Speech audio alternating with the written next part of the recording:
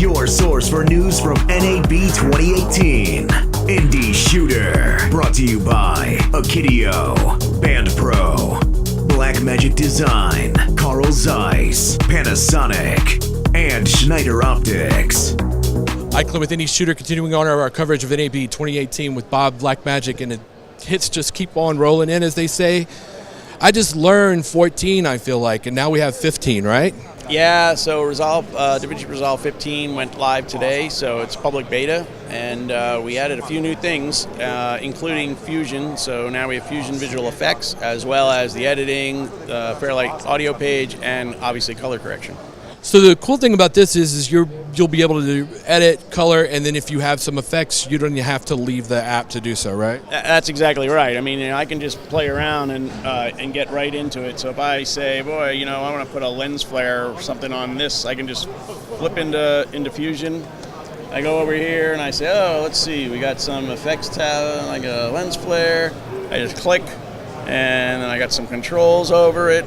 And, I could keyframe that, I could do whatever. And then when I flip back to the edit page, boom, it's there, And if I wanted to go into the color page and, play around with the color of that scene, I can do that too. So now the idea is that you have somebody who wants to do a little bit of everything, they can do that in the app. But the other thing with the collaborative workflow in the studio version, you can have your VFX guy do something in the same timeline as the editor and the colorist, and get everybody working together, and then have the audio guy do the same thing. This way they're all working in the same project, and so they're not having to transcode things back and forth, and it's a whole post-production workflow all in one application. How long are you guys going to stay in beta? Do you know yet?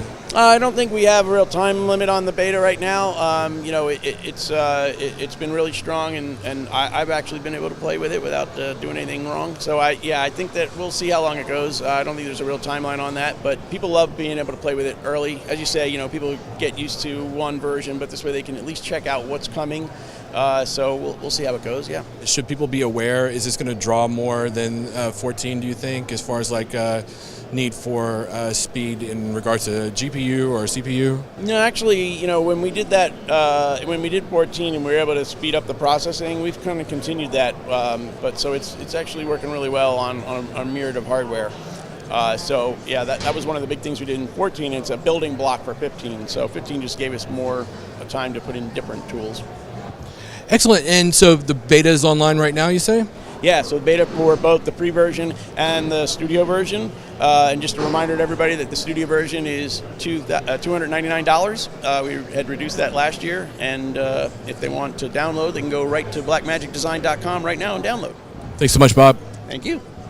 Your source for news from NAB 2018. Indie Shooter. Brought to you by Akidio, Band Pro, Blackmagic Design, Carl Zeiss, Panasonic, and Schneider Optics.